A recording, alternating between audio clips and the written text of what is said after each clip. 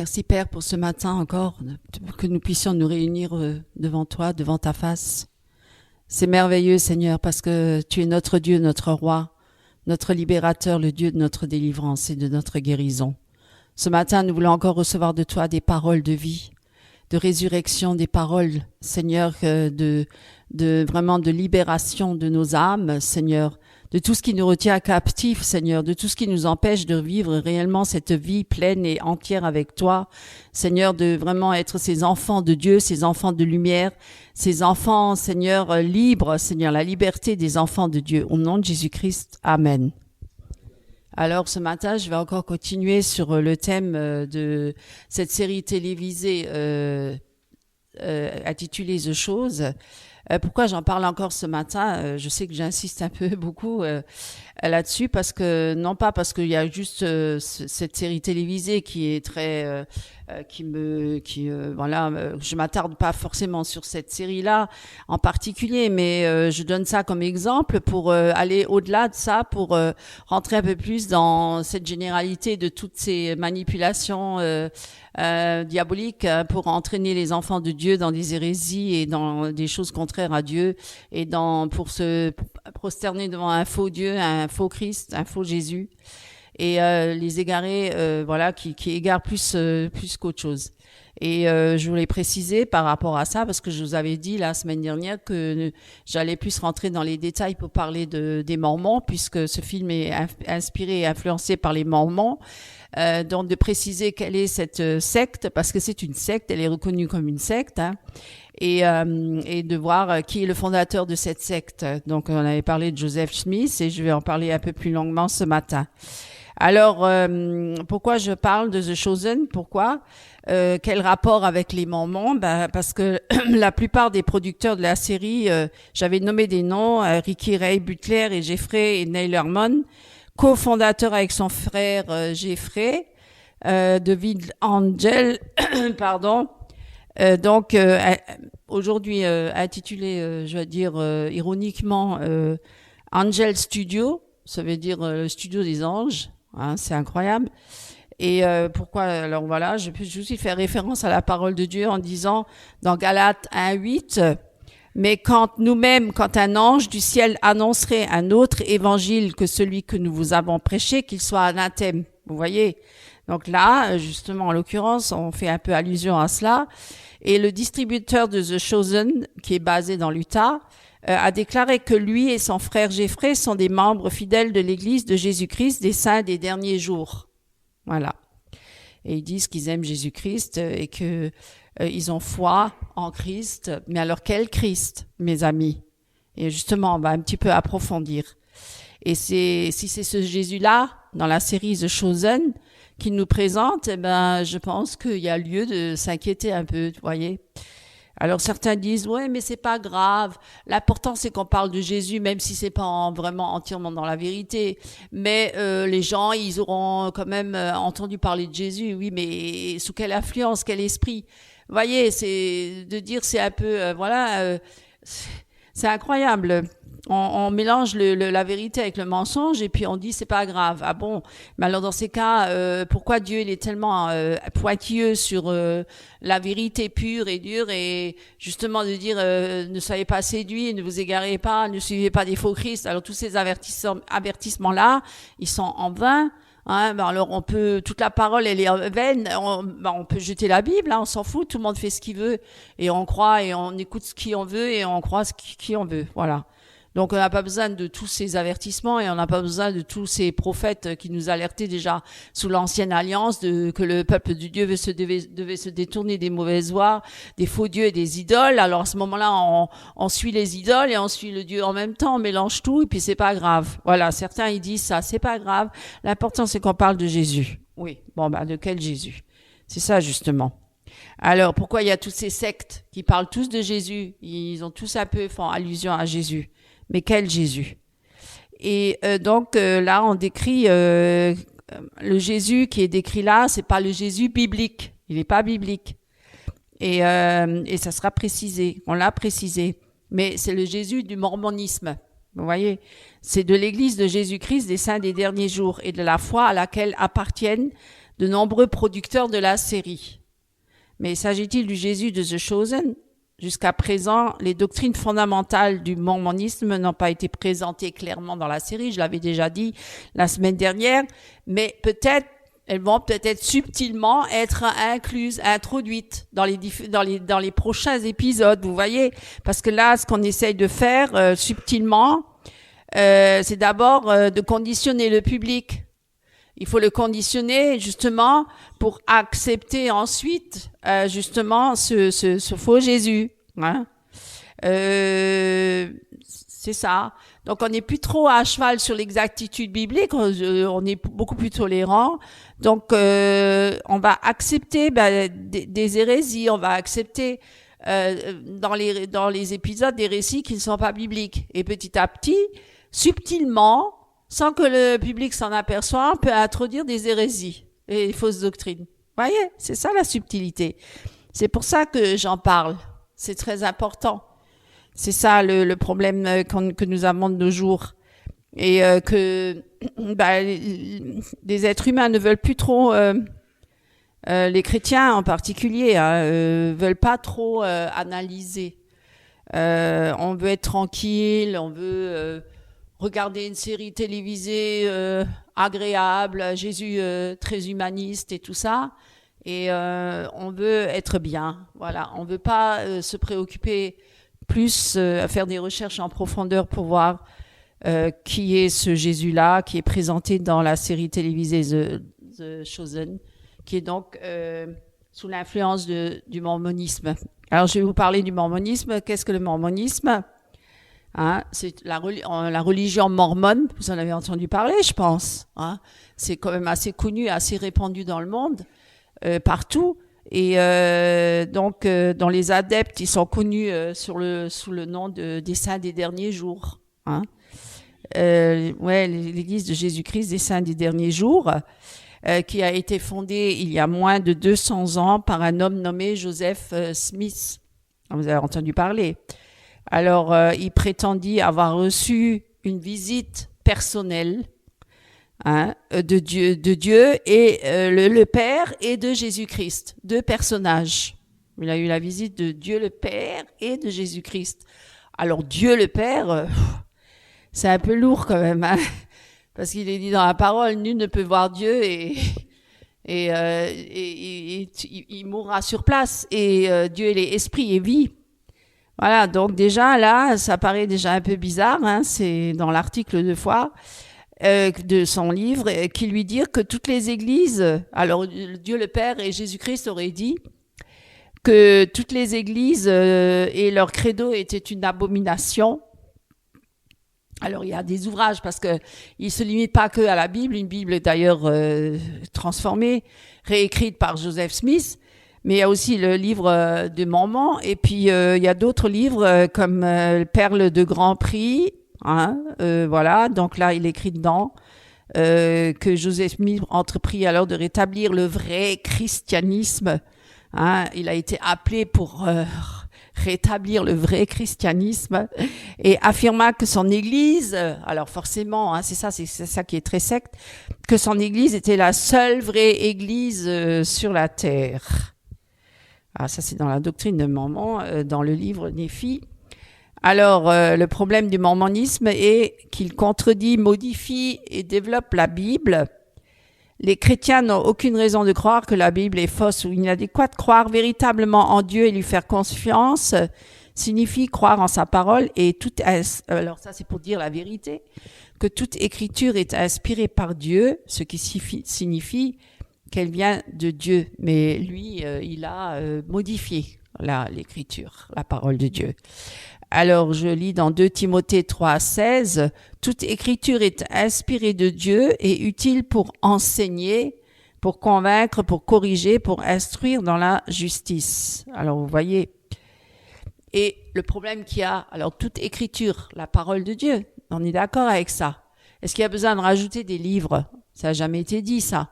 Elle est toute suffisante, la parole de Dieu. Alors, les Mormons, ils croient qu'il existe en fait 4 sources de paroles divinement inspirées. Et non une seule. Pas que la Bible. il faut encore ajouter d'autres écrits. Vous voyez, c'est ça la tromperie des sectes, souvent. C'est comme j'avais déjà dit, les témoins de Jéhovah avec la tour de garde, etc.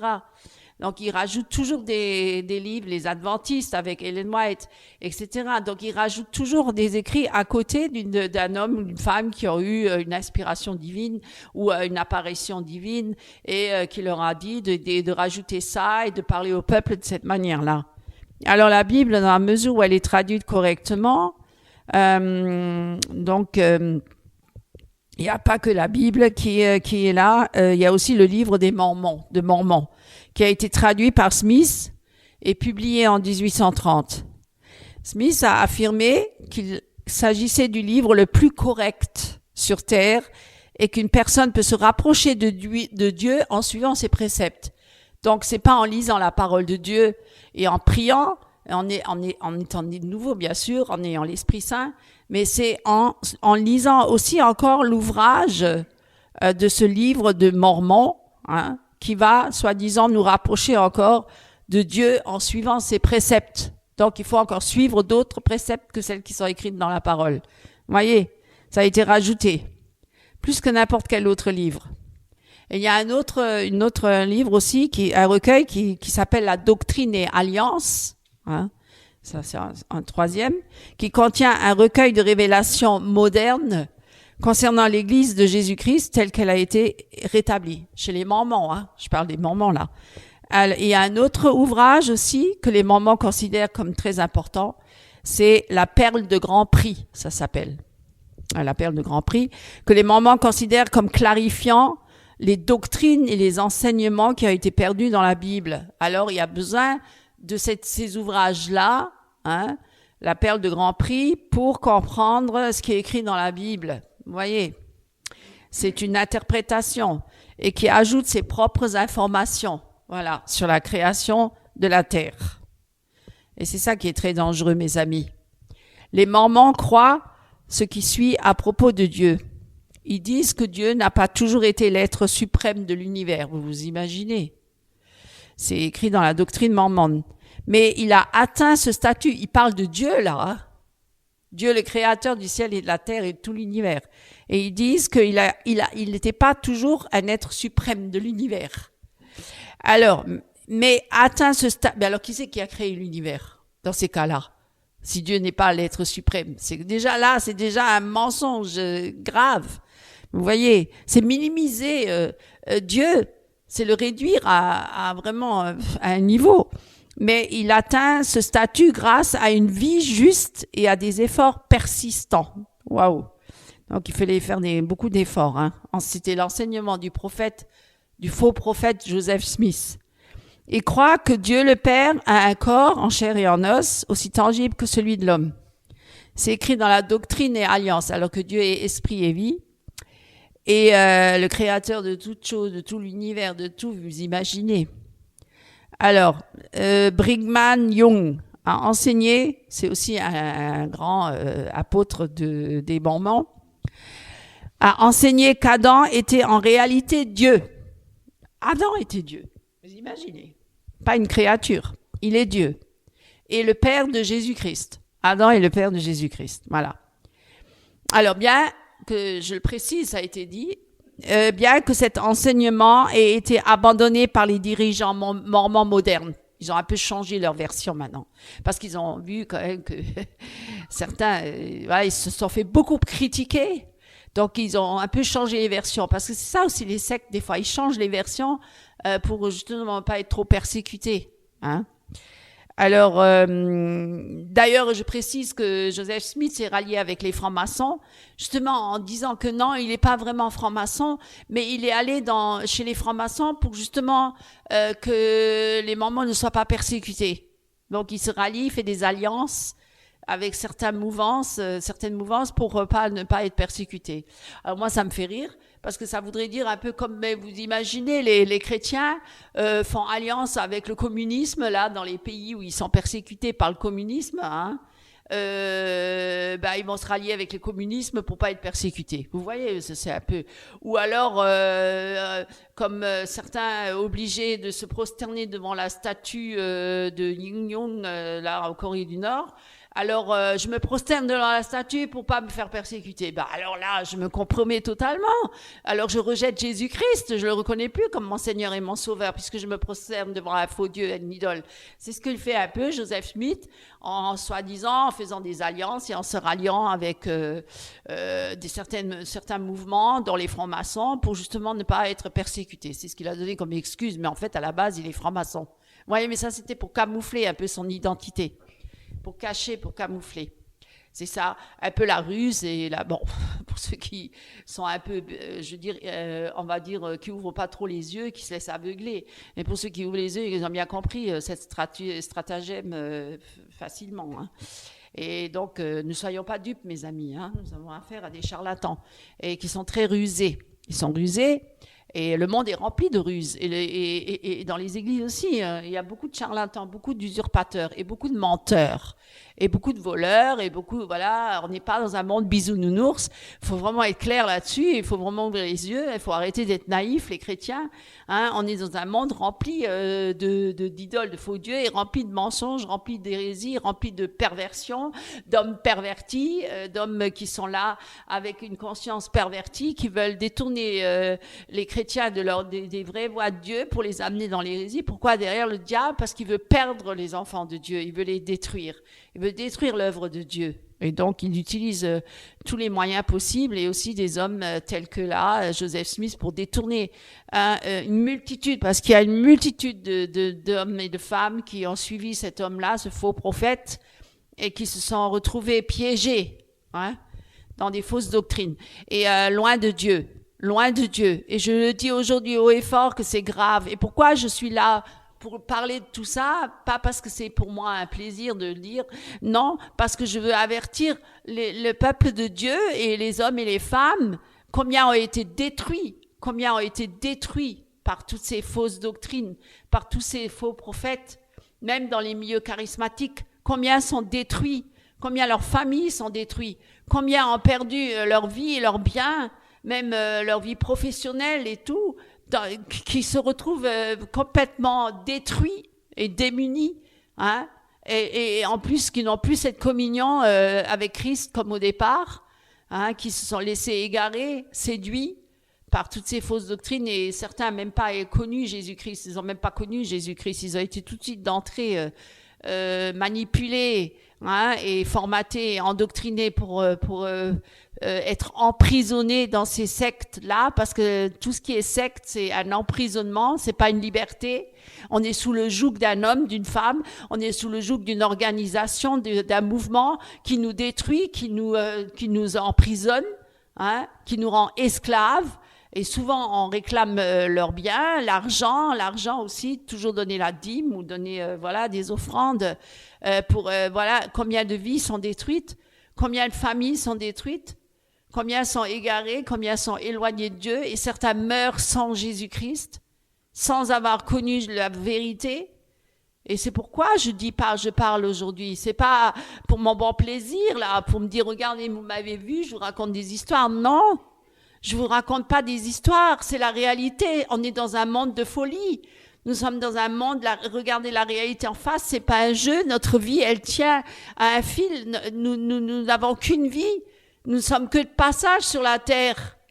Voilà, c'est un chemin que nous devons suivre, le chemin étroit de Jésus-Christ, car Jésus l'a dit, je suis le chemin, la vérité et la vie, et nul ne vient au Père que par moi. Et c'est vrai, il n'y a qu'un seul chemin, c'est Jésus, et tous les autres chemins mènent à la perdition, et passer par le chemin du mormonisme, par le chemin de Joseph Smith, tout ça, c'est un faux chemin, c'est un chemin qui vous mène à la perdition, loin de la vie avec Christ, de la vie éternelle. Et pourquoi j'en parle par rapport au film The Chosen? Parce que la subtilité du diable, il est enragé, il en a plus pour très longtemps, on est à la fin des temps. Il agit sous tous les couverts et il essaye par tous les moyens d'amener le plus de monde possible après lui dans la perdition. Parce que lui, il sait qu'il est perdu. Il va être condamné, il est condamné, il est jugé. Mais il veut emmener avec lui le maximum de monde et d'âmes, hein, pour les détourner du vrai Jésus, du vrai Dieu vivant, et les amener dans les hérésies et la perdition et leur faire perdre justement cette communion avec le Père, la vie éternelle. Vous voyez, c'est quand même important. Il y va de notre vie. C'est quand même important. On n'a qu'une vie. Après la mort, il y a le jugement. Et puis, je veux dire qu'on est vraiment sur cette terre, on est malmené de tous les côtés. On est constamment, si on n'est pas vigilant, si on ne veille pas, si on n'étudie pas la parole à fond, si on ne prie pas, on est facilement égaré. Égaré par les autres. Pourquoi? Les hommes sont là pour égarer d'autres hommes. Notre prochain n'est pas forcément notre frère, hein. Parce que certains ils disent oui, on est tous frères. Ah ben non, je suis pas frère avec quelqu'un qui voit un culte à un faux dieu, à une idole. C'est pas mon frère. Je suis désolée de dire mon frère, non. Je vais prier pour qu'il se détourne de ses mauvaises voies et qu'il vienne à Christ. Il sera mon frère dans ces cas-là, oui. Mais comme ils disent là dans l'œcuménisme, le pape et tous les autres, nous sommes tous frères. Hein, qu'on vénère le dieu, l'islam, le dieu, qu'on vénère Bouddha ou qu'on vénère, etc., des faux dieux, des idoles, on est tous frères. Non, on n'est pas frères. Je suis désolée. Non.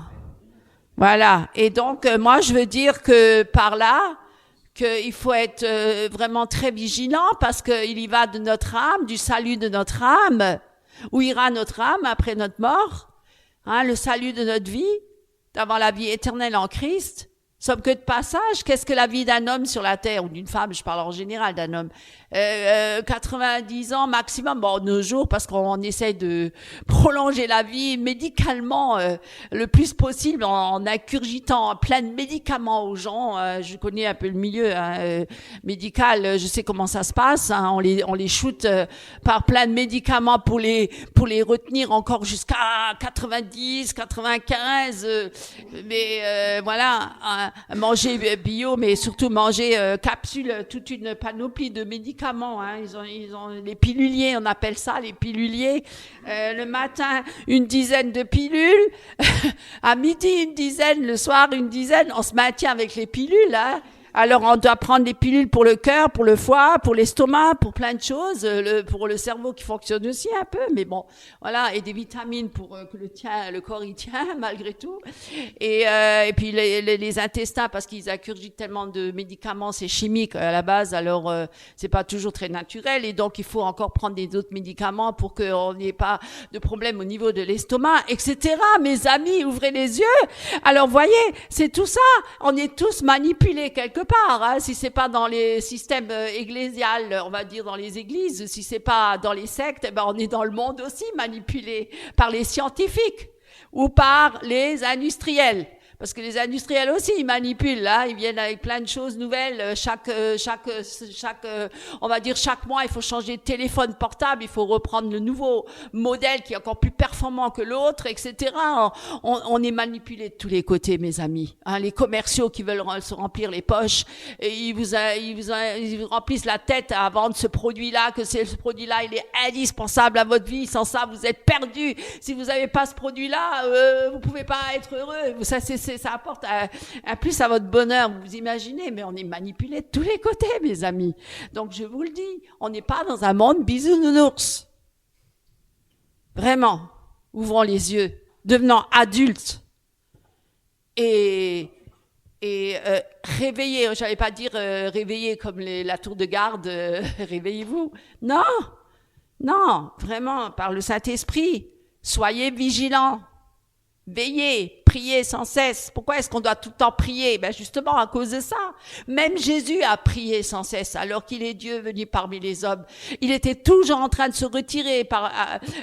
Il allait prier dans un lieu secret pour avoir une communion avec le Père, pour ne pas être justement, pour être toujours fortifié quand il va retourner au milieu de la foule, parce que la foule c'est dangereux. La foule, c'est dangereux. La multitude de gens réunis ensemble, c'est très dangereux. Chacun vient avec son influence, chacun vient avec son idée, chacun vient avec sa science, chacun vient avec sa connaissance. C'est très dangereux. Il faut vraiment ne plus se confier dans l'homme, mais il faut se confier en l'Éternel. Malheur à l'homme qui se confie en l'homme, béni soit l'homme qui se confie en l'Éternel. Il y a trop de manipulation, trop de séducteurs, trop de gens qui viennent pour vous manipuler. Dans tous les sens du terme. Toujours pour un profit, évidemment, pour un profit. Que ce soit l'argent ou que ce soit pour avoir une gloire ou une notoriété. Mais c'est vrai, bien sûr qu'il y a le diable derrière qui s'y cache. Mais parce que le monde entier est sous l'emprise du malin. Voilà, il faut être clair là-dessus. Ouvrez les yeux. Et pourquoi je vous parle de tout ça? C'est justement, Dieu est venu pour délivrer les captifs, les prisonniers, rendre la vue aux aveugles. Nous sommes tous des aveugles. Pas que des aveugles physiques, il y a aussi des aveugles spirituels. Nous avons des combats et nous devons vraiment, vraiment être clairs là-dessus, de vraiment être, faute de connaissance, mon peuple périt. Hein, Osée 4:6. Donc, mes amis, je vous le dis, c'est pour ça que je vous parle de ça. Hein? Alors, voilà. Et donc, tous ces mormons-là qui croient, qu'il existe, en plus, c'est les fausses doctrines qu'on leur incurgite à longueur de journée. Hein, ils croient. En plus, ils sont aussi pour la polygamie. Bon, maintenant, ils ont un petit peu évacué ça parce qu'ils ont eu trop de problèmes. Hein. Il y a des États qui les ont persécutés, qui les ont poursuivis même en justice, et maintenant les Mormons ils sont devenus un peu plus modérés et ils acceptent plus trop la polygamie parce que Joseph Smith est mort en étant justement, il a été tué, assassiné parce que la foule elle était en colère contre lui à cause de cette histoire de polygamie où il y avait je sais plus combien de femmes, il s'est marié 30 fois ou une trentaine de fois, enfin bref. Et je vous dis pas toute la flopée d'enfants qu'il a fait. Les pauvres enfants, vous imaginez quel repère ils ont, hein? Alors, et donc ils disent que les Mormons croient qu'il existe différents niveaux au royaume dans l'au-delà. Le royaume céleste, le royaume terrestre. Alors écoutez bien, ça j'ai jamais entendu. Hein. Le royaume téleste, connais pas. Et les ténèbres extérieures. C'est écrit dans la doctrine mormone, hein, dans le livre de Mormon. Alors. Et le destin de l'humanité dépend de ce qu'elle croit et de ce qu'elle fait dans cette vie. Vous voyez? Alors, vous imaginez tout ça? C'est très, très, très, très grave. Et là, je vais vous parler de, justement, toutes ces erreurs des Mormons, hein, de ce qu'ils croient, de ce qui est faux par rapport à la parole de Dieu. Et donc, parce que vraiment, c'est tellement subtil, parce qu'ils parlent de Jésus-Christ, hein. Ils parlent aussi du péché, ils sont très à cheval par rapport au péché. J'ai déjà entendu ceux qui vont prêcher l'évangile dehors, enfin, entre guillemets, l'évangile des Mormons, évangéliser les garçons, ils ont des ceintures de chasteté, enfin bref, c'est vraiment très, très grave. Ouais, ils sont surveillés quand ils vont aux toilettes, ils vont à deux, aux toilettes ou à la douche. Enfin bref, faut pas qu'ils se masturbent. Enfin bref, c'est très très grave. Alors moi, ce que je voulais vous dire par rapport à cette doctrine, évidemment, je vous en ai parlé. Je peux pas tout vous dire en détail. Hein, il faudrait une journée entière ou même des journées, plusieurs jours. Mais je vous conseille de faire vous-même vos recherches. Hein. On a Internet. Alors utilisons cet outil dans le bon sens. Et faisant des bonnes recherches, hein, pour comprendre ce qu'il y a. Et alors, les principales erreurs, je vais vous donner un petit peu, en tout cas, les principales erreurs des Mormons, parce qu'ils placent le livre des Mormons au même niveau et sur le même plan que la Bible. Alors ça, c'est déjà très grave, et même au-dessus, donc c'est déjà très grave, hein, et qui est en totale contradiction avec Apocalypse. Je vais vous donner le passage tout de suite. Apocalypse 22, verset 18. Je le déclare à quiconque entend les paroles de la prophétie de ce livre. Si quelqu'un y ajoute quelque chose, Dieu le frappera des fléaux décrits dans ce livre. Vous voyez. Donc c'est très dangereux. Hein, ces faux prophètes qui rajoutent des choses ou qui en retranchent, c'est très, très dangereux. Dieu n'est pas le bon père avec la longue barbe et les cheveux blancs et qui est là, et qui accueille tout le monde, et même si on est des faux prophètes, etc., parce que c'est un bon père sentimentaliste. Non, non, il y aura un jugement. Il y aura un jugement, mes amis. Dieu ne laisse pas tout passer. Mais il est lent à la colère, il est patient, parce qu'il veut qu'aucun ne périsse. Il veut que les gens viennent à la repentance. Même les faux prophètes, si c'est possible de pouvoir revenir à Christ, le vrai Jésus, et de se repentir. Mais ils en ont sur la conscience, parce qu'ils ont manipulé des milliers de gens dans le monde entier, parce que ça c'est une grosse secte. Joseph Smith, je ne sais pas où il est à l'heure actuelle, c'est pas moi de le dire aujourd'hui, mais je crois qu'il est dans un sale pétrin, mes amis. Parce qu'il y a un enfer. L'enfer existe. L'enfer existe, mes amis. Alors ils disent quoi? Affirmer que Jésus-Christ a fait un séjour en Amérique. Alors où c'est que c'est? Est-ce que vous avez lu ça dans la Bible? Que Jésus-Christ a fait un séjour en Amérique. Et qu'il y reviendrait, et il va revenir là-bas, il va poser ses pieds sur l'Amérique. Moi j'ai entendu qu'il va poser les pieds sur le mont des Oliviers à Jérusalem. C'est bien ça. Mais non, mais eux, ils ont, je sais pas, ils ont quelle Bible? Vous voyez, déjà une autre Bible. Alors, c'est très grave, parce que c'est eux qui ont financé The Chosen, qui est répandu partout dans toutes les églises du monde entier. Partout, même chez moi à côté, là, dans les églises pentecôtistes, évangéliques, etc. Et le pire, c'est que les pasteurs ne veulent rien entendre. Oh, mais c'est un beau film, c'est des bons acteurs, c'est une belle production, et les jeunes sont ravis de voir ça, même les plus âgés, même les anciens. Voilà, vous vous imaginez?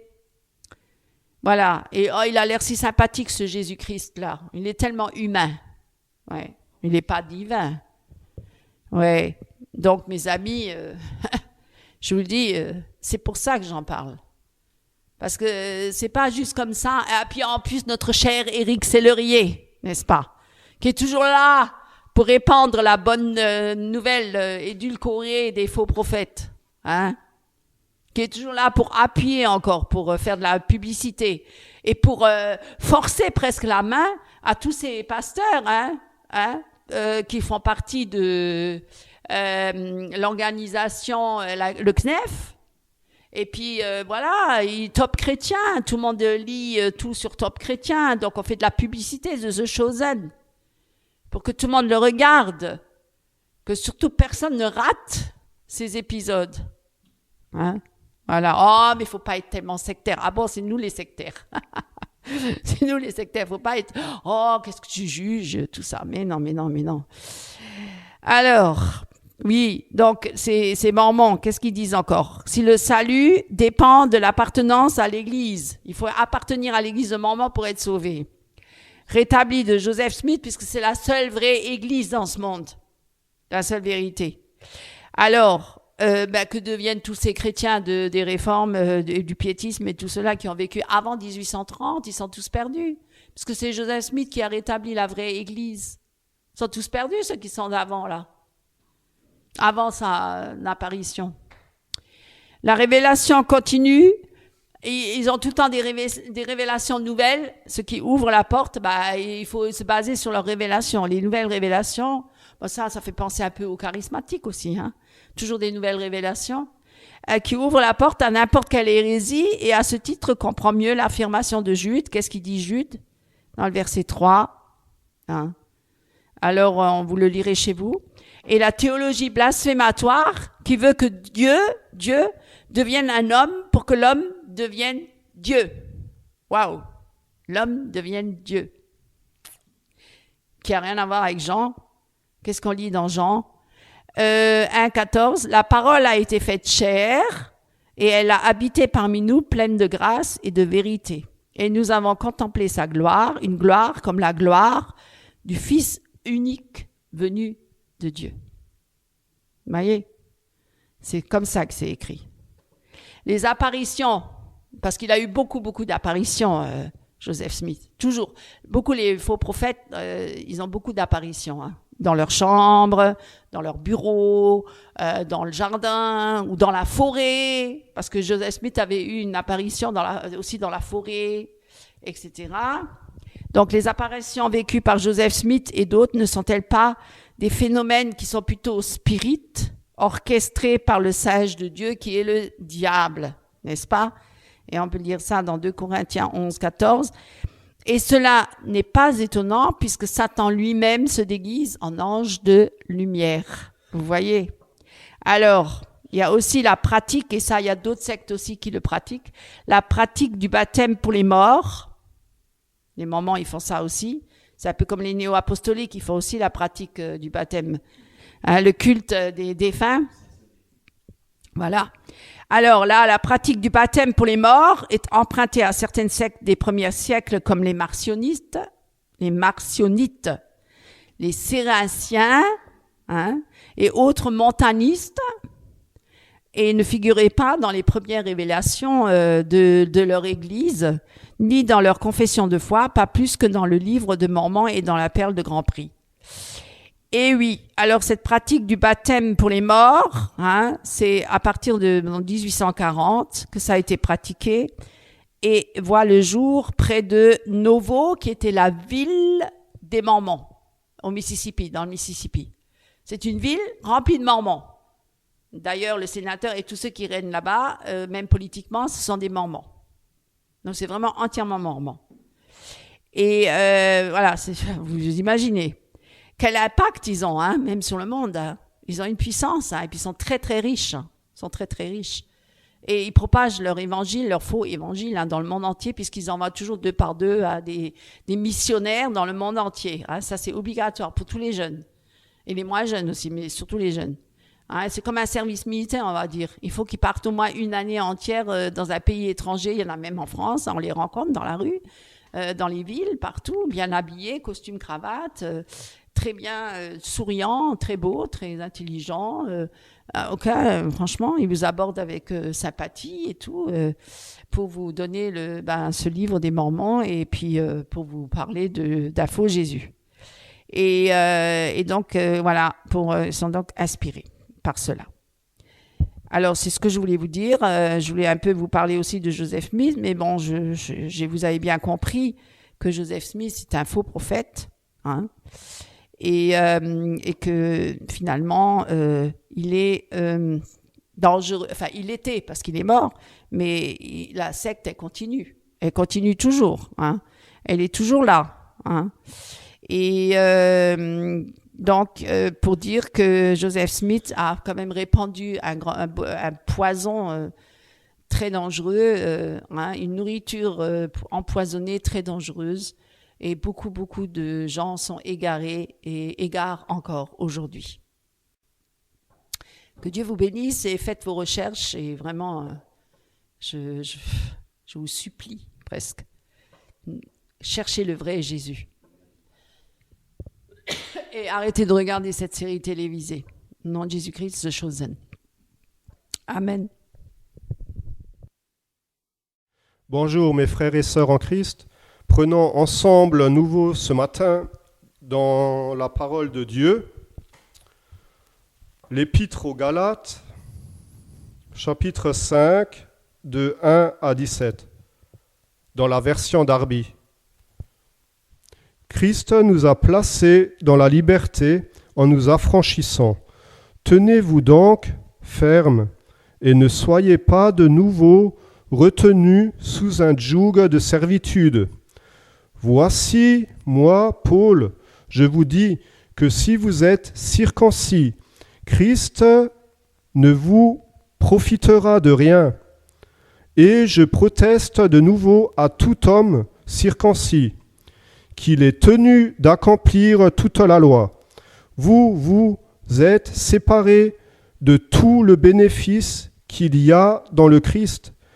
Vous tous qui vous justifiez par la loi, vous êtes déchus de la grâce, car nous, par l'Esprit, sur le principe de la foi, nous attendons l'espérance de la justice.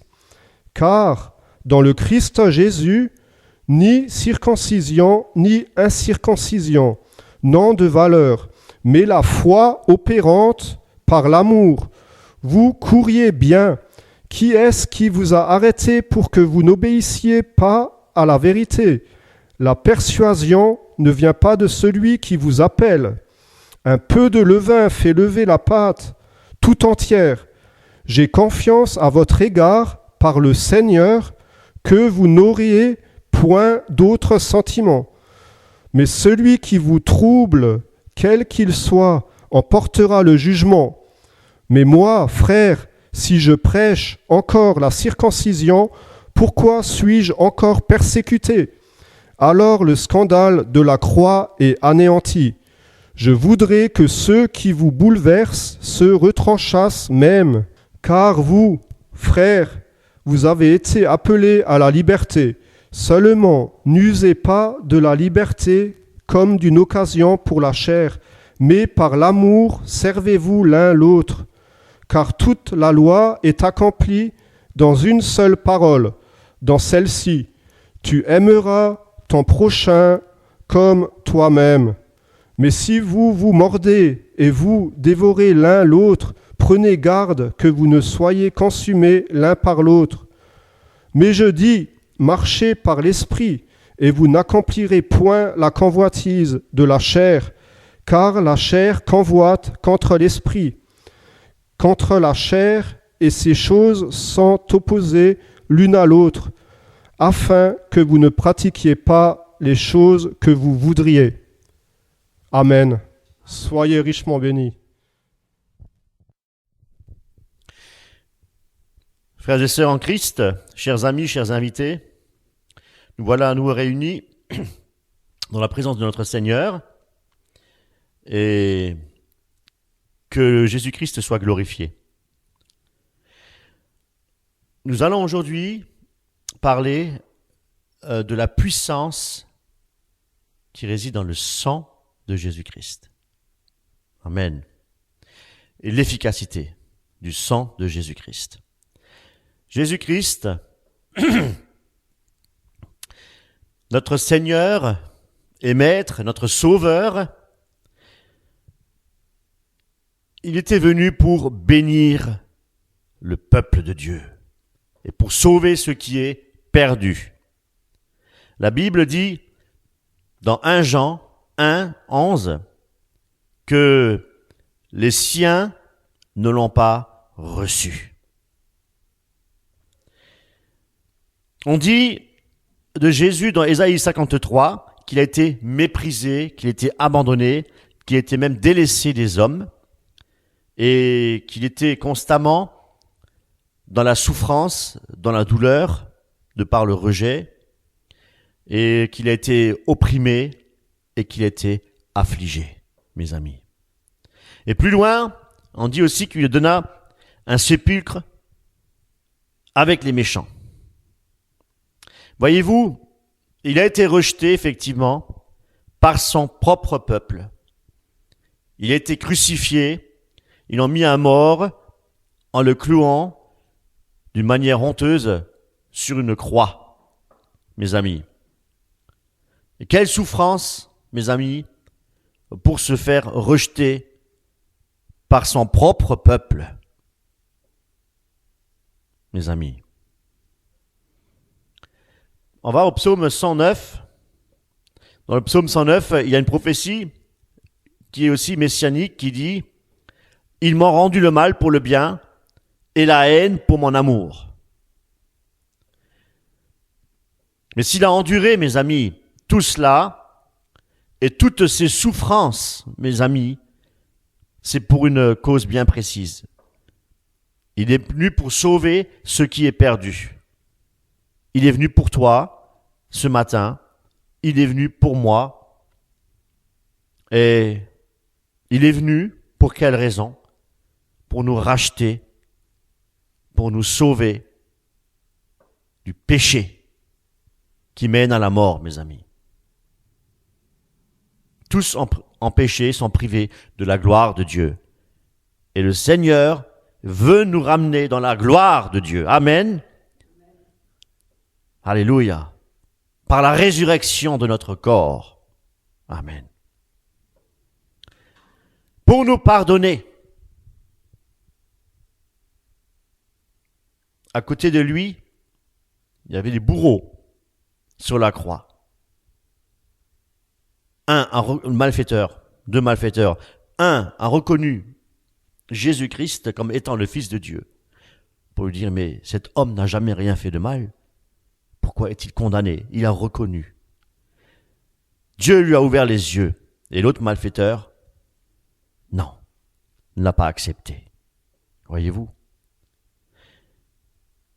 Il l'a fait pour celui qui n'a pas accepté Jésus-Christ, c'est-à-dire pour tous ceux qui se sont moqués de lui, pour tous ceux qui se moqueront encore de lui,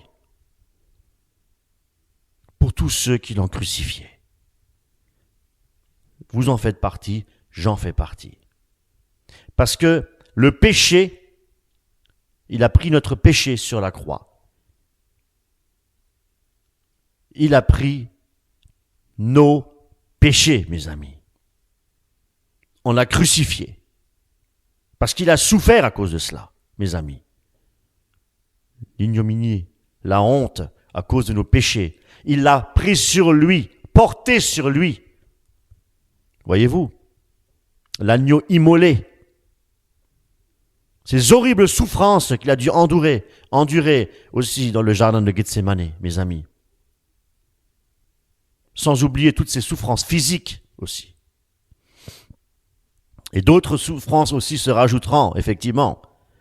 Quand on parle de la souffrance morale, quand on s'est moqué de lui, quand on lui a craché au visage, mes amis, quand on lui a fouetté 40 coups moins 1.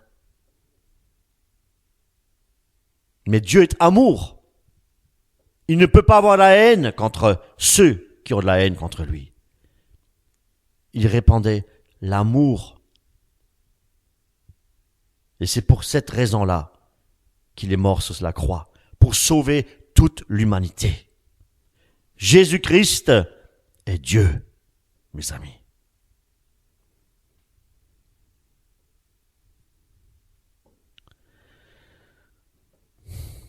Il y a autre chose qu'il a dû subir aussi.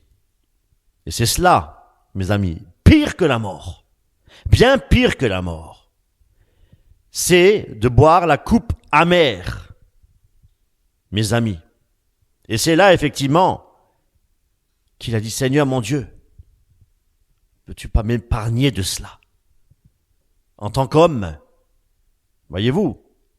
Mais l'Esprit de Dieu, Ésaïe, reposait sur Jésus-Christ.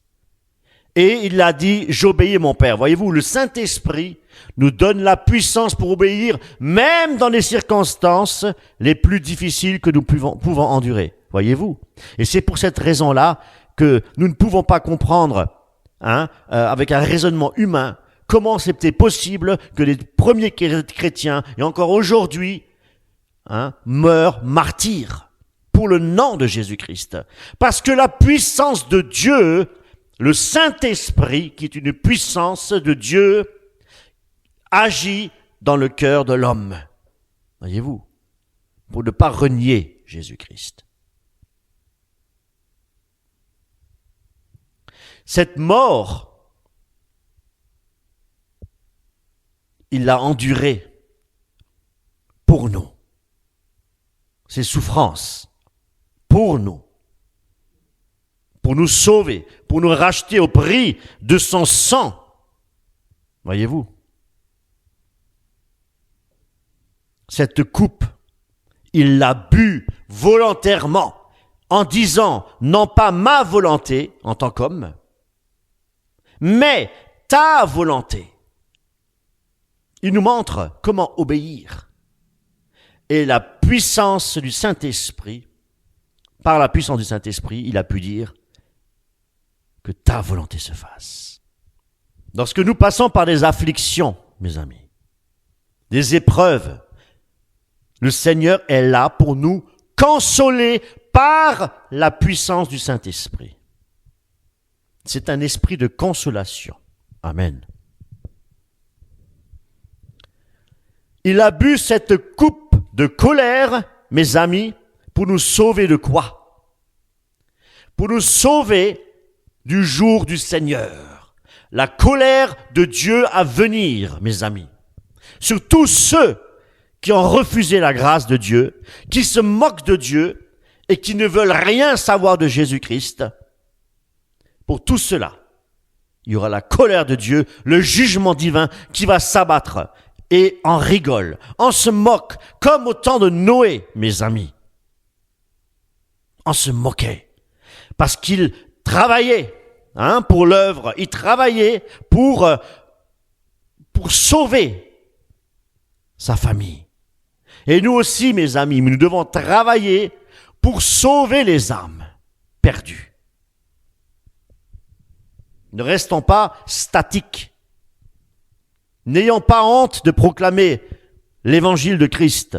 Celui qui a honte de moi, j'aurai honte de lui, nous dit Jésus-Christ. Et ce qui est bien pire encore, c'est que lorsque Jésus-Christ a bu cette coupe de la colère de Dieu, parce que nous le méritons, parce que nous sommes des pécheurs, eh bien, il savait aussi que Dieu allait l'abandonner. Et c'est pour cette raison, non Seigneur, je ne veux pas, mais que ta volonté se fasse. Dieu l'a abandonné, c'est écrit, mon Dieu, pourquoi m'as-tu abandonné? Voilà pourquoi il avait agonisé avec des grumeaux de sang, à cause de cette coupe qu'il a dû boire, qu'il a voulu boire, par amour, pour te sauver, pour me sauver de la colère de Dieu à venir. Psaume 55, versets 4 et 5. Mon cœur est dans l'angoisse au-dedans de moi, et des frayeurs mortelles sont tombées sur moi. La crainte et le tremblement sont venus sur moi, et un frisson de terreur m'a couvert. Mes amis, Jésus-Christ, la face contre terre, a dit à Dieu, mon Père, s'il est possible, éloigne cette coupe de moi. Oui. Est-ce que Dieu a-t-il éloigné cette coupe? Pourquoi? Parce qu'il a dû accomplir quoi? L'œuvre de Dieu. Il a été envoyé pour sauver l'humanité. Voyez-vous? C'est pourquoi, mes amis, la croix, c'est le message central. C'est pas la guérison, c'est pas venez chercher votre miracle. Venez. Entre dans ta destinée. Non, le point central, mes amis, c'est la croix. Et rien que la croix. Parce que sans croix, mes amis, il n'y a pas de pardon des péchés. Parce que c'est sur la croix qu'il y a eu effusion du sang. Et c'est ce que nous allons voir aujourd'hui. Jésus-Christ a été obéissant jusqu'à la mort, mes amis. Et de quelle manière? Dans une entière soumission à son Père. Jésus-Christ l'a fait par amour pour notre salut. Allons dans Jean. Jean 3, 16. On le connaît par cœur, mais il faut aller dans la parole. Voilà. J'utilise la version Darby pour la prédication. Jean 3, 16. Il est dit, car Dieu a tant aimé le monde, voyez-vous,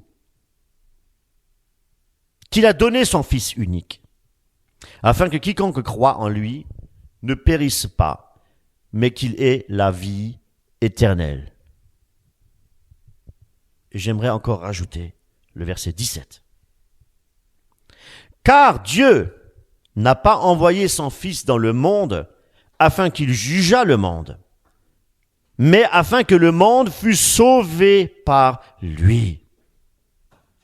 Mes amis, si nous avons la vie éternelle, c'est parce que Jésus-Christ a fait couler son sang sur la croix. Le sang de l'agneau. Nous allons nous promener un petit peu dans la parole de Dieu, dans les Écritures. Et nous allons cet effet dans Hébreux chapitre 9, verset 22. Et presque toutes choses sont purifiées par du sang, selon la loi. Et sans effusion de sang, il n'y a pas de rémission. Il n'y a pas de pardon possible. Beaucoup de religions, mes amis, comme l'hindouisme, le bouddhisme, qui est plus une philosophie orientale, et d'autres concepts philosophiques aussi, veulent atteindre un certain bonheur, une certaine extase. Vous voyez, ils appellent ça pour la vie éternelle, ils traduisent ça par le nirvana. Vous avez certainement déjà entendu ça. Ou d'autres, c'est le paradis, bien entendu. Mais l'idée, c'est d'y parvenir en faisant le bien, en pratiquant de bonnes œuvres. Voyez-vous? Mais derrière tout cela, il n'y a pas d'effusion de sang.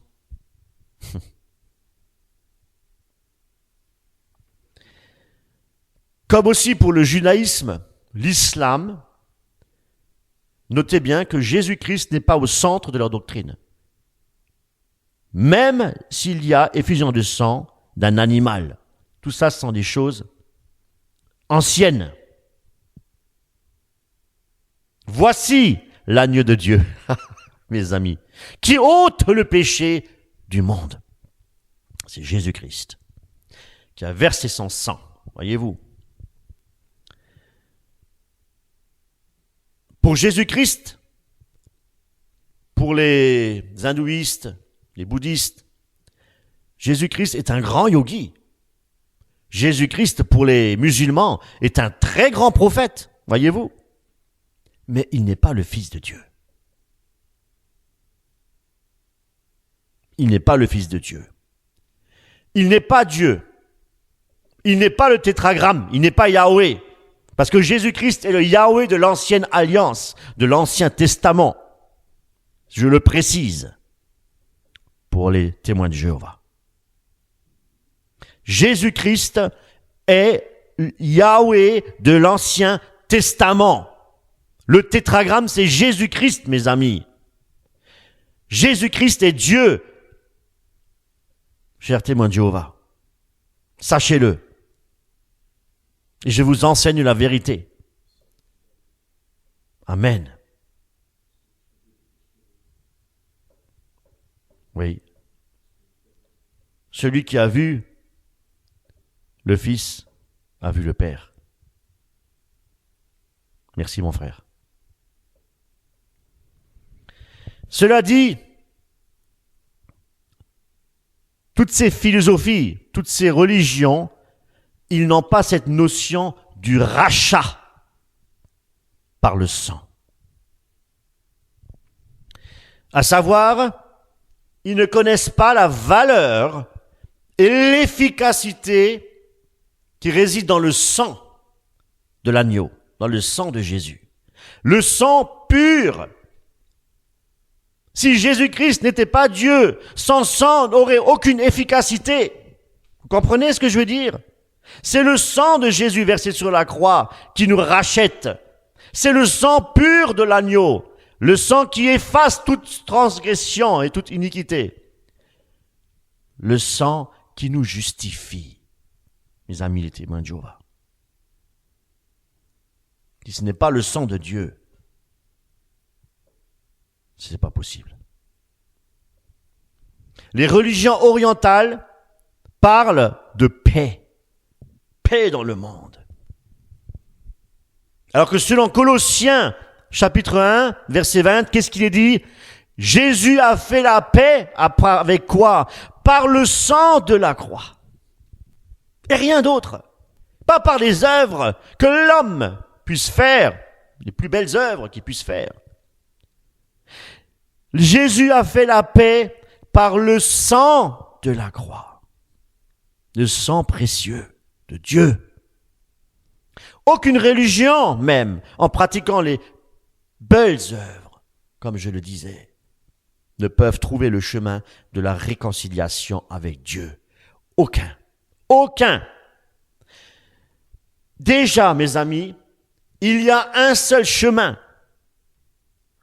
Et le chemin, c'est le chemin de la vérité. Il y a un seul chemin qui est le chemin de la vie pour être sauvé. C'est Jésus-Christ. et pas une philosophie orientale. Voyez-vous, un homme ou qui que ce soit. Et parce qu'ils ne reconnaissent pas Jésus-Christ comme Fils de Dieu et comme Dieu, ils n'ont surtout pas compris pourquoi il fallait aussi ce sacrifice sanglant de Jésus-Christ.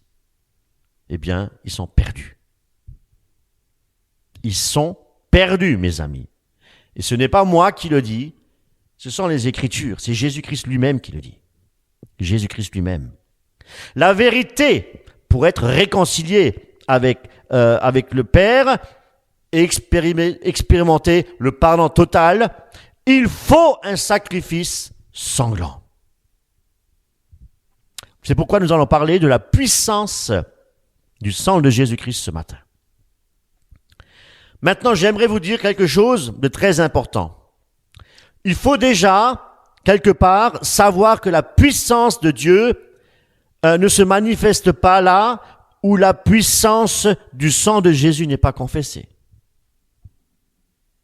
Très important de le souligner, mes amis.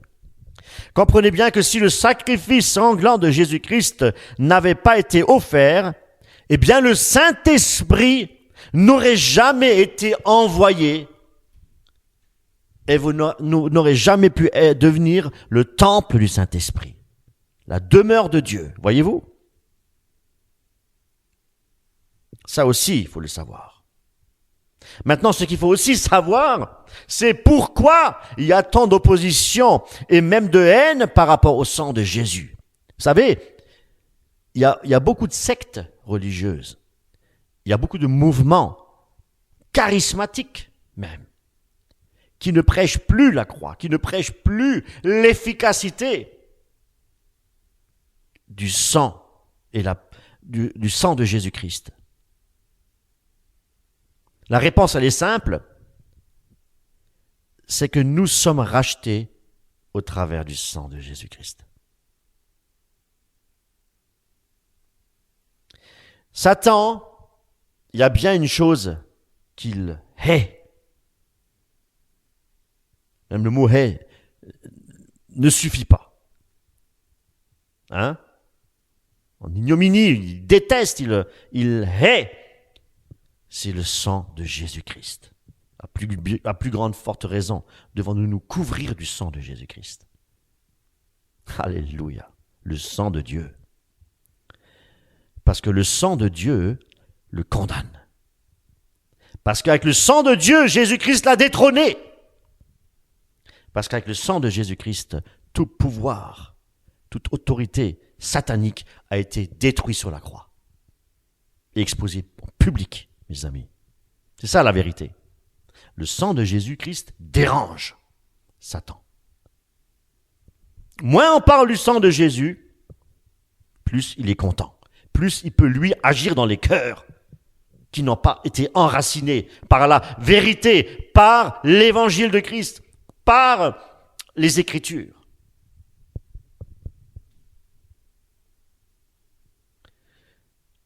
L'efficacité du sang de Jésus-Christ donne la vie éternelle. L'efficacité du sang de Jésus-Christ ouvre la porte du ciel, mes amis, et sauve les âmes. C'est pourquoi nous devons nous approcher devant le trône de Dieu, comme nous le sommes, avec nos imperfections et nos fautes, parce que nous ne sommes pas, mes amis, purs, purifiés, sans l'intervention et le miracle du Seigneur Jésus-Christ, à savoir son sang coulé sur la croix, avoir accepté cela. Mes amis, on était morts dans nos offenses, morts de par nos péchés que nous avons commis, et nous sommes nés dans le péché, mes amis.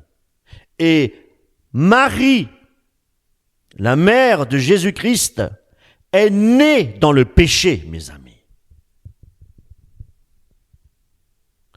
Nos offenses et nos péchés, mes amis, ont cloué Jésus-Christ sur la croix.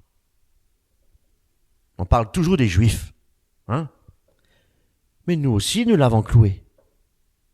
Encore aujourd'hui, si nous péchons, à chaque fois que nous péchons, nous enfonçons un clou dans les plaies de Jésus-Christ. Pourquoi je dis dans les plaies? Parce qu'il a déjà donné sa vie. Nous enfonçons toujours plus.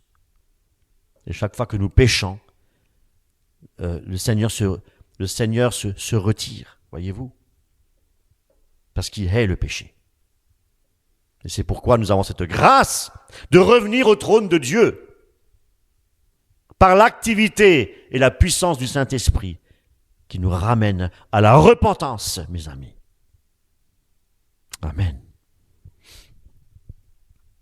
Oui, nous étions morts dans nos offenses.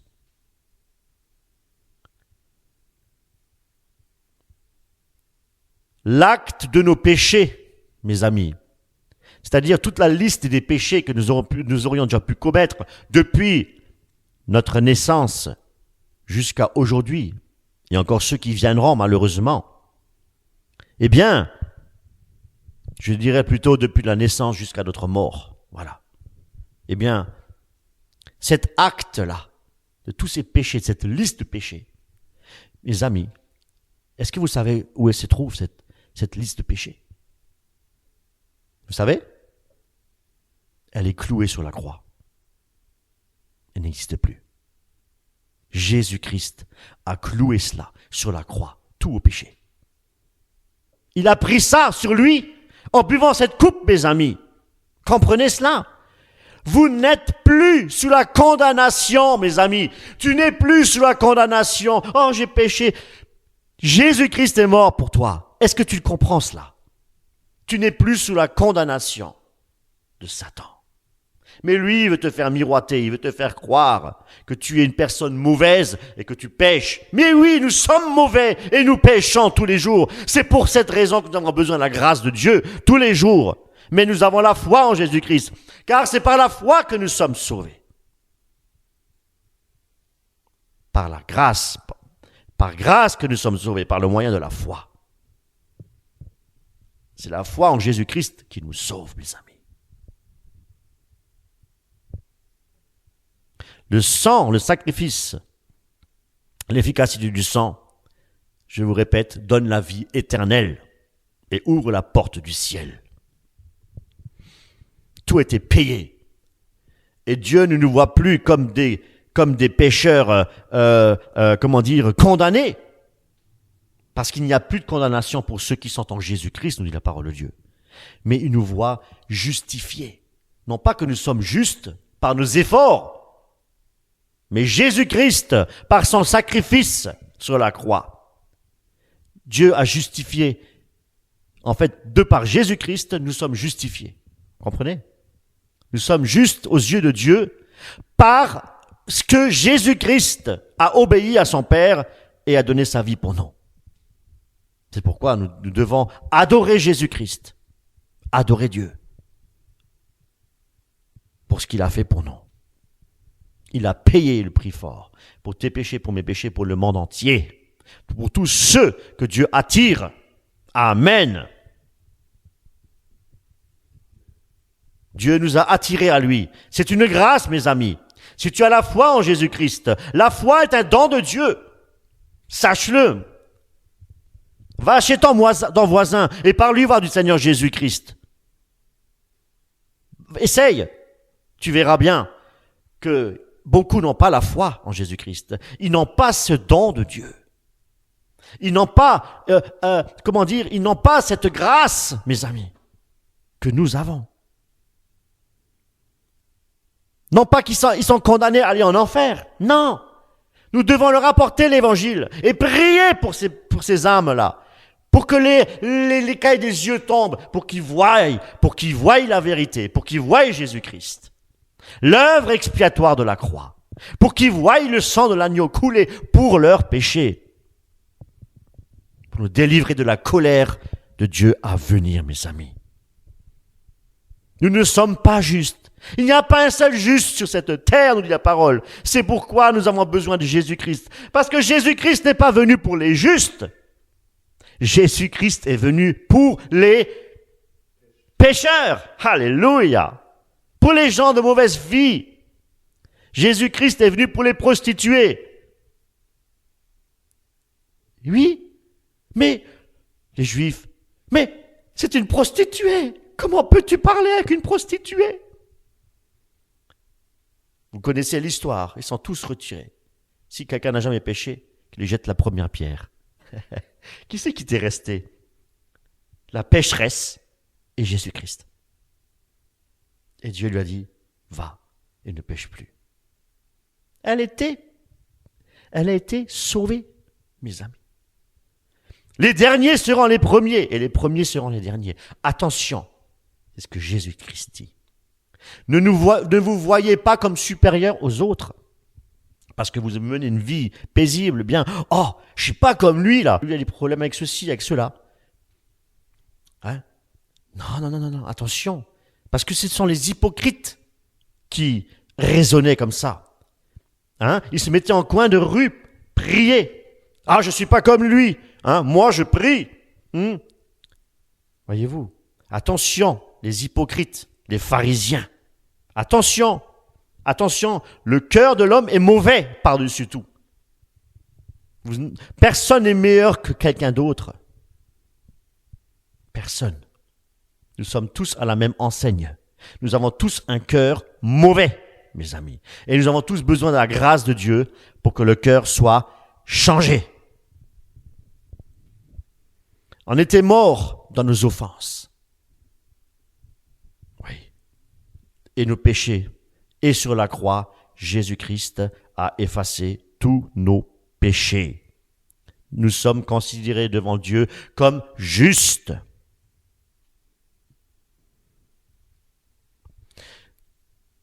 C'est le sang pur qui a coulé sur la croix de Jésus-Christ, mes amis. Et il n'y a que le sang de Jésus-Christ qui puisse nous racheter. Et il l'a fait effectivement en souffrant sur la croix.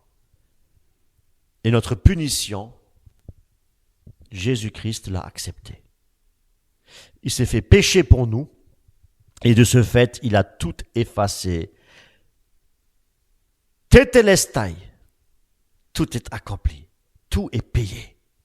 Plus de dettes. Mon frère, tu es libre. Ma sœur, tu es libre. Dieu nous a affranchis pour être libres. Libres de quoi? Libres pour le servir. Libres pour l'aimer. Libres de prier les uns pour les autres. Libres de marcher dans la sainteté. Libres de marcher dans la vérité. Et c'est possible parce que nous avons le Saint-Esprit. Amen. Et il n'y a pas d'autre moyen, mes amis, pour être pardonné, pour être justifié. Dans l'Ancienne Alliance, il y avait effectivement une loi spirituelle qui dit que quand une personne a péché, pour sauver sa vie, eh bien, il fallait qu'une autre vie soit sacrifiée. Mais cela, mes amis, même les sorciers l'ont compris. Même les sorciers l'ont compris. Mais ils le font avec la puissance des ténèbres, avec la force du diable. Voyez-vous? Ce qu'il faut savoir, c'est que le diable, il singe Dieu. C'est un imitateur. Les sorciers, eux, pour obtenir le succès, pour obtenir la gloire, la renommée, la richesse, que Satan leur propose forcément, eh bien, Satan, en retour, il réclame un sacrifice, il réclame du sang. Eh oui. Un sacrifice sanglant. Voyez-vous? Il fait comme Dieu. C'est un imitateur. Parce qu'avec Satan, la différence qu'il y a avec le diable et avec Jésus-Christ, mes amis, c'est qu'avec Satan, rien n'est gratuit. Rien.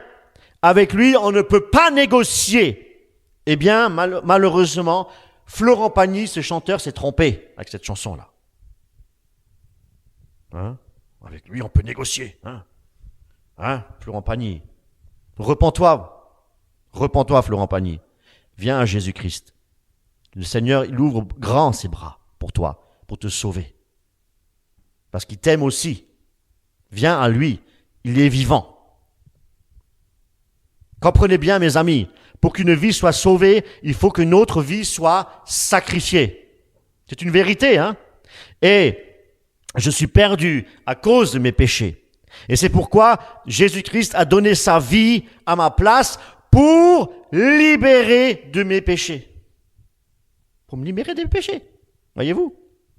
Rappelant aussi, quand le peuple d'Israël, le peuple d'Égypte, quand il était en Égypte, effectivement, pas le peuple d'Égypte, quand il était en Égypte, eh bien, quand Dieu l'avait envoyé les 10 plaies, rappelez-vous, hein, eh bien, pour échapper à la mort des premiers-nés, qu'est-ce qu'il a dû faire? Il fallait qu'il badigeonne du sang, le sang de l'agneau, hein, de la Pâque, sur les linteaux de la porte. Et qu'est-ce qui s'est passé après? L'ange de la mort, donc à cause du sang, quand il a vu le sang sur les linteaux, il est passé par-dessus. Et Pâques veut dire ça, passer par-dessus, voyez-vous. C'est une délivrance. C'est une délivrance.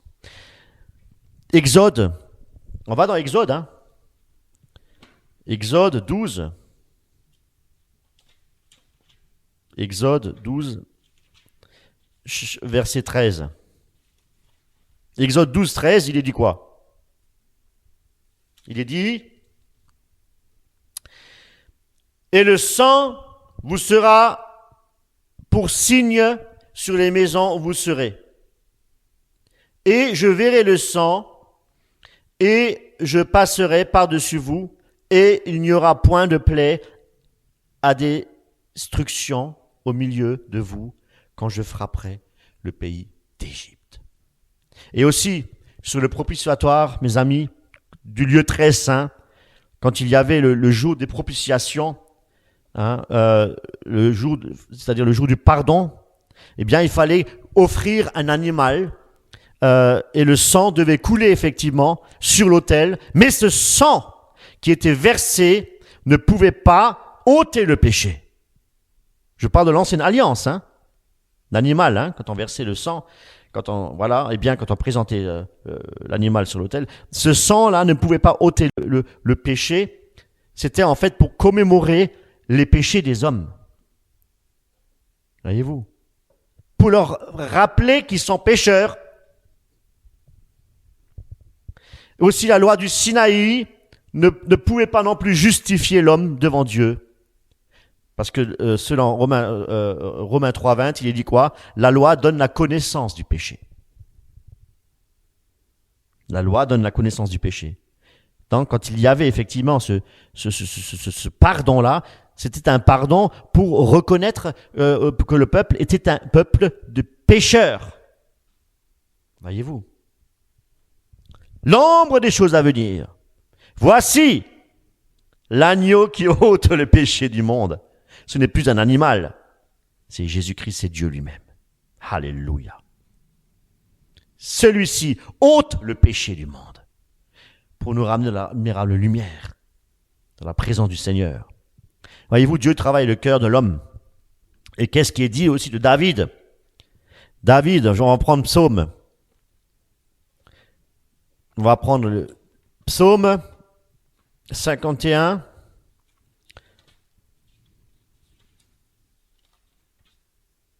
Verset 16-17. Car tu ne prends pas plaisir au sacrifice, autrement j'en donnerai. L'holocauste ne t'est point agréable.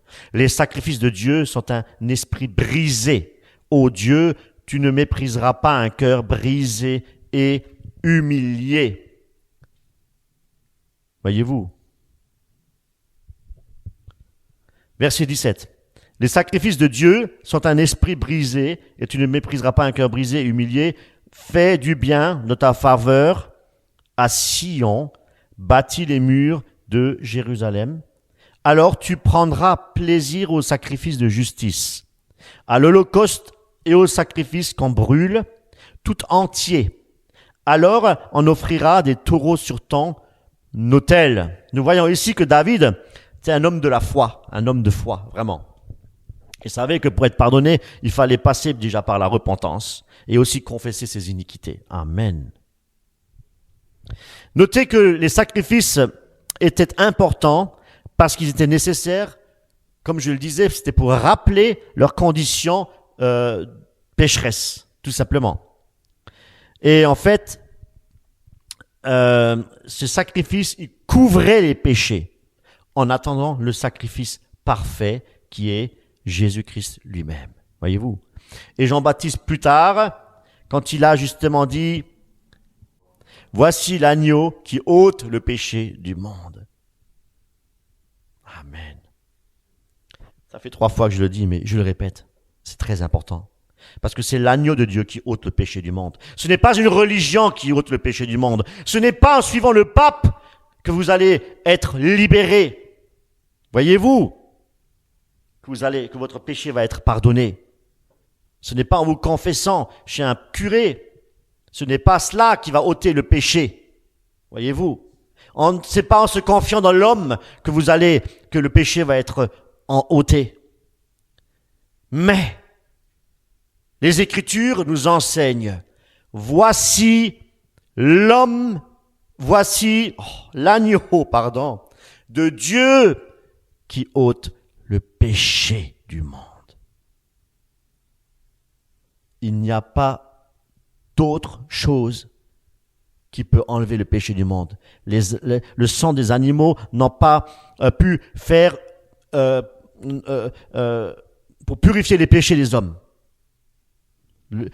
Voyez-vous, les animaux ne peuvent pas ôter, le sacrifice des animaux ne pouvait pas ôter le péché.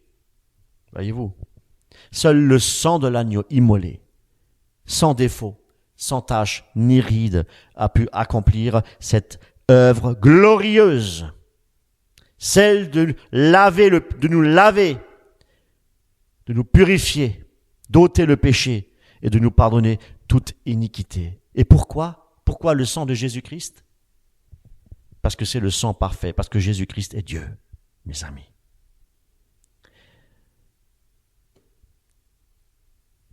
Dieu est descendu parmi les hommes. Dieu est descendu parmi les hommes, mes amis. 1 Timothée 3,16. Dieu est descendu parmi les hommes. 1 Timothée 3,16. Et sans contredit, le mystère de la piété est grand. Dieu, avec un grand majuscule dans la Bible d'Arby, a été manifesté en chair, a été justifié en esprit, a été vu des anges et prêché parmi les nations, a été cru au monde et a été élevé dans la gloire. Certaines versions de la Bible, je le précise, hein, certaines versions de la Bible Louis II, on a surtout là, entre autres, en 1910, on a supprimé le mot Dieu et on l'a remplacé par celui. Est-ce volontaire? Je n'en dirai pas plus.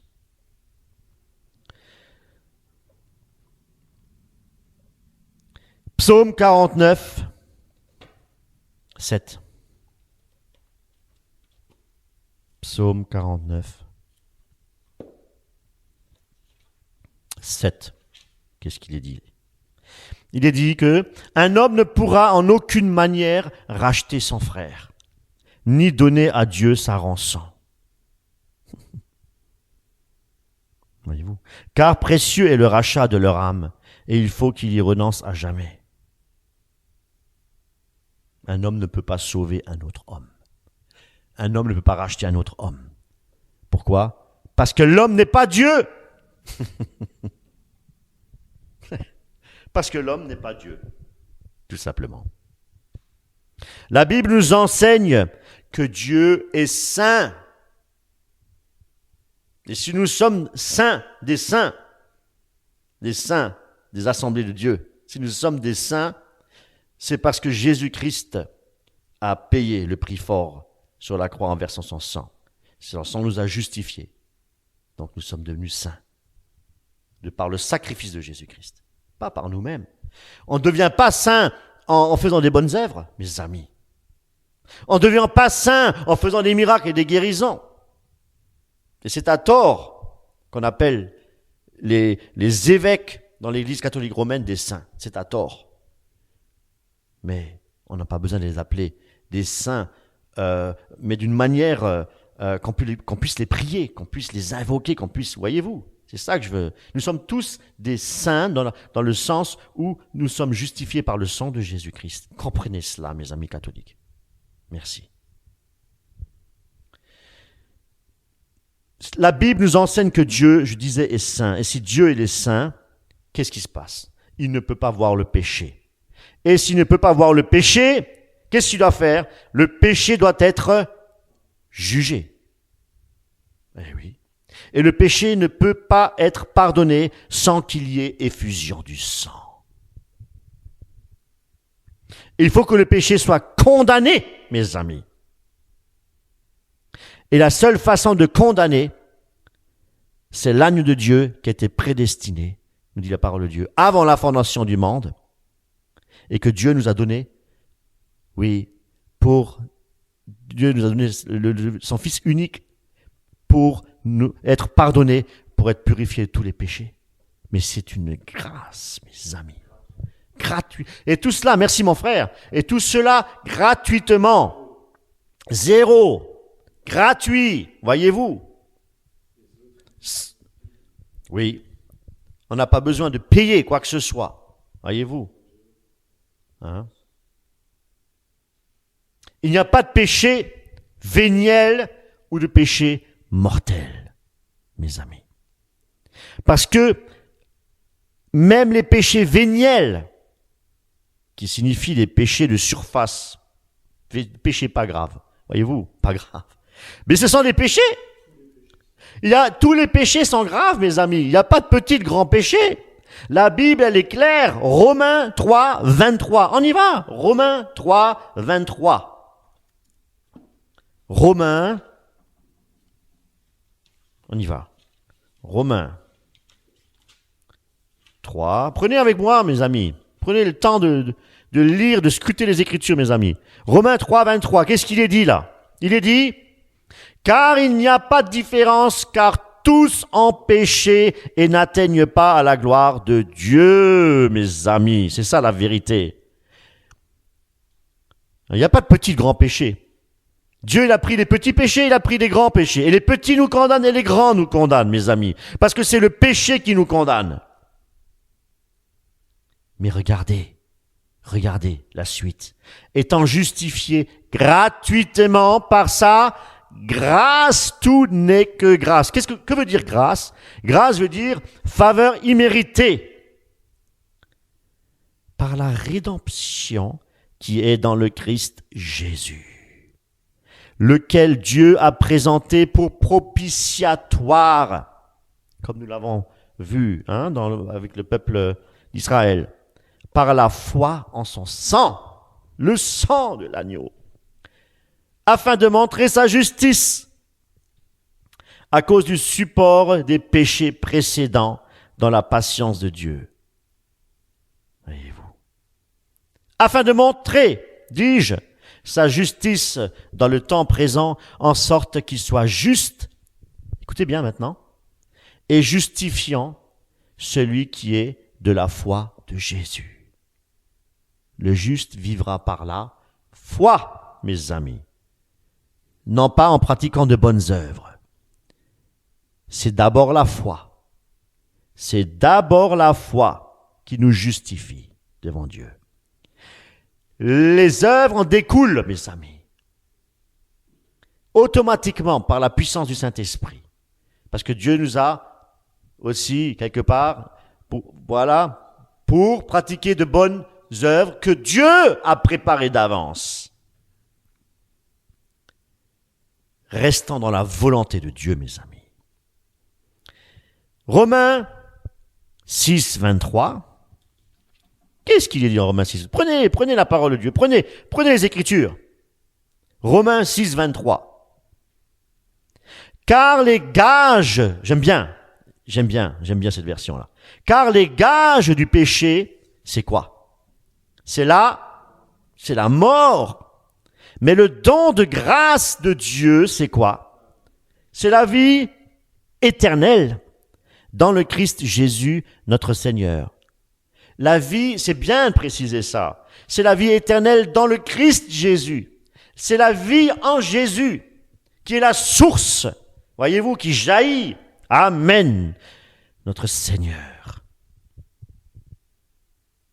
Maintenant, nous allons voir pourquoi le sang de Jésus-Christ est puissant.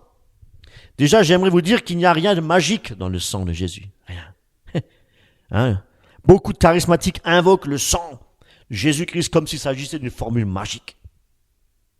Voyez-vous, ils se prennent des autorités, une autorité, ils usurpent l'autorité de Dieu qu'ils n'ont même pas reçue de Dieu.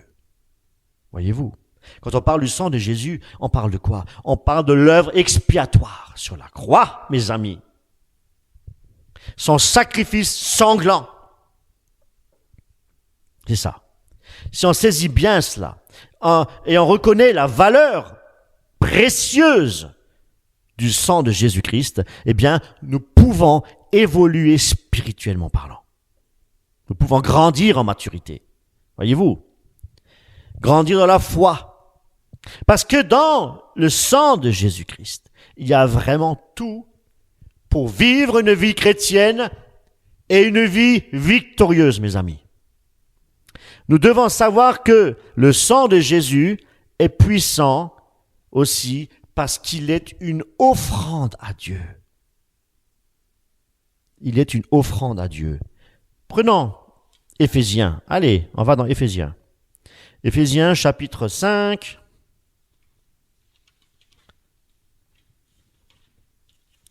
Éphésiens chapitre 5, verset 2. Soyez donc imitateurs de Dieu. Waouh, nous devons imiter Dieu.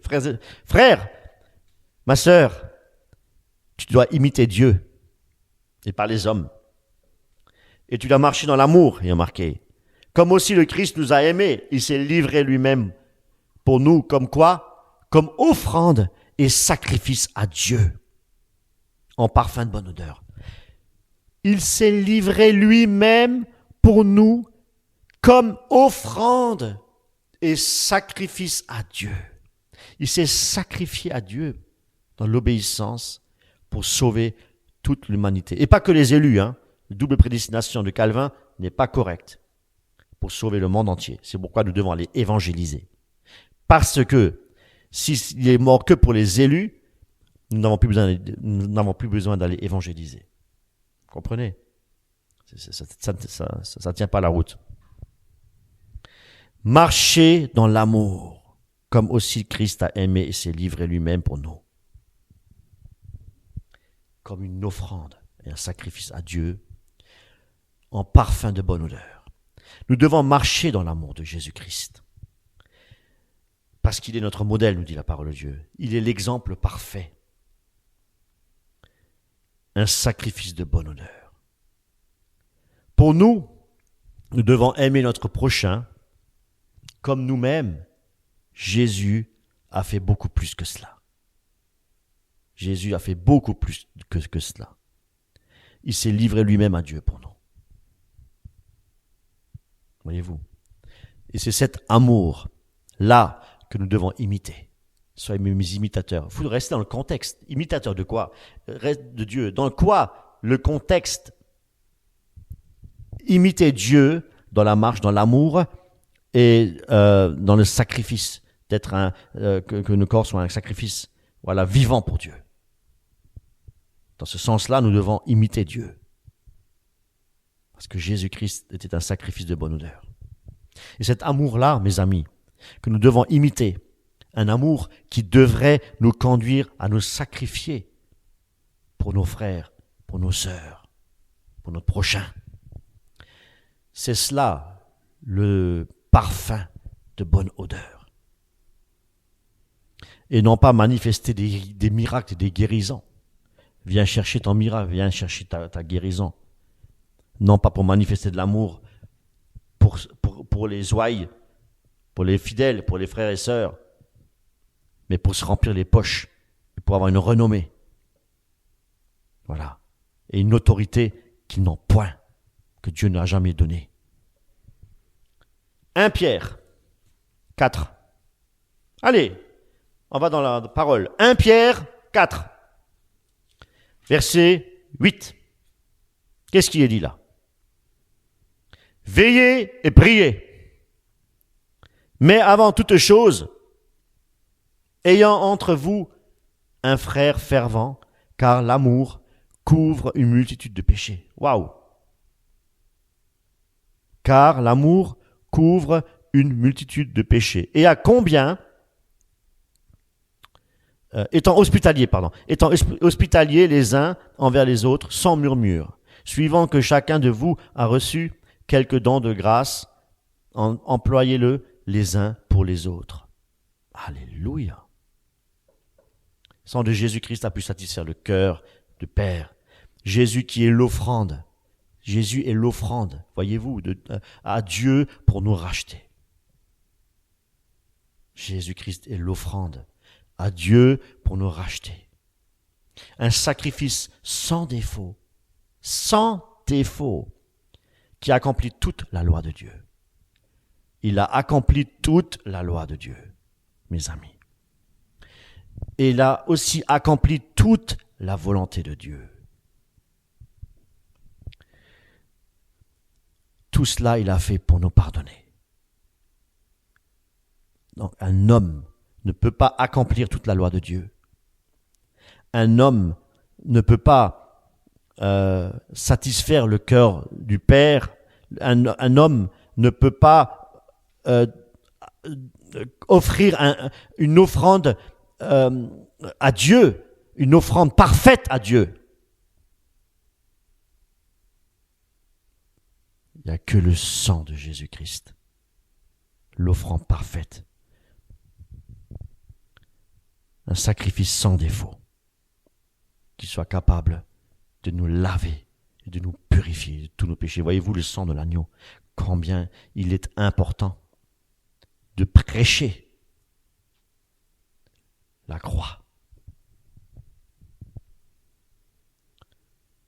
Le sang de Jésus réjouit le cœur de Dieu pour tous ceux qui mettent leur confiance en Jésus-Christ et qui mettent confiance dans ce sacrifice sanglant. Ce sacrifice sanglant pour ne pas être justement sous la condamnation de la colère de Dieu à venir. Mes amis, il est temps de prêcher l'évangile, le vrai évangile, la vraie doctrine du christianisme, la croix. Il est temps de le faire, mes amis. Il est temps de le faire. C'est le sang de Jésus qui nous couvre tout péché. C'est le sang de Jésus-Christ qui nous purifie. Eh oui. Amen. Ni les jeûnes, mes amis, ni notre obéissance à Dieu, ni nos efforts, ni rien ne peut nous purifier. Ce n'est que le sang de Jésus-Christ. Mes amis, célébrer des cultes, se retrouver entre frères et sœurs, c'est très important. Écoutez bien ce que je vous dis. Même si vous êtes que 2, 3, là où 2 ou plusieurs sont assemblés en mon nom, je suis au milieu de vous. Mais il est important de se réunir et de parler de Jésus, de parler de la croix. Dieu se réjouit. Ne restez pas seul derrière votre écran les dimanches parce que vous n'avez pas envie de vous déplacer. Vous n'y allez pas pour vous, mes amis. Un lieu de rassemblement, une assemblée. Vous y allez pour partager. Vous y allez pour prier pour votre frère, pour vous donner à votre frère, à votre sœur. C'est ce que Jésus-Christ a fait. Jésus-Christ n'a pas séparé le corps du Christ. Un membre par-ci, un membre par-là. Dieu veut voir une église glorieuse. Voyez-vous, il vient chercher l'église, Jésus-Christ. Voyez-vous, nous devons nous réunir. Je vous le dis, même si vous n'êtes que 2. Mais nous devons parler de Jésus-Christ, mes amis. Il faut lui obéir, mes amis. Dieu aime l'Église. Et il est dit dans Acte 20, 28. Prenez Acte 20, 28, s'il vous plaît.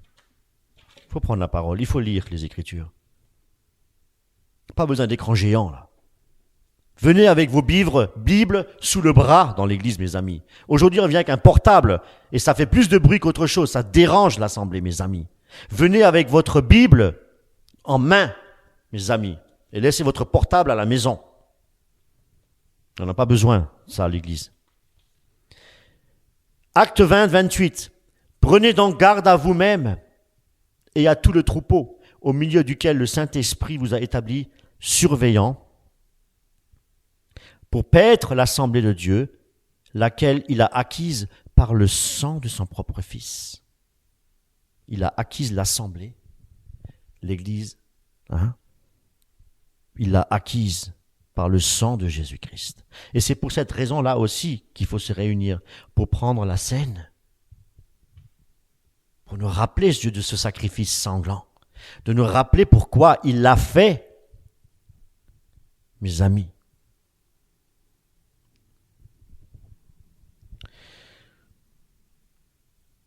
Il a acquis l'Église au prix de son sang, au prix du sang de Jésus-Christ. Il nous a rachetés, il nous a acheté le Seigneur. Et si le Seigneur nous a rachetés, nous ne sommes plus pour nous-mêmes. Nous devons aimer notre frère, notre sœur. C'est le plus grand commandement. Tu aimeras Dieu de tout ton cœur et tu aimeras aussi ton prochain comme toi-même. Et qui est notre prochain? Ça peut être ton épouse. Et puis dans l'église, on parle de l'assemblée. Nous sommes spirituels. Eh bien, c'est ton frère et ta sœur. Même ton frère qui rechigne contre toi. Voyez-vous, il faut prier les uns pour les autres, justement. Et s'il nous a achetés, je le dis, nous n'appartenons plus à nous-mêmes. Nous devons être au service les uns des autres. C'est ça, mes amis, l'assemblée. Voyez-vous. Et c'est pourquoi nous devons tout lui abandonner.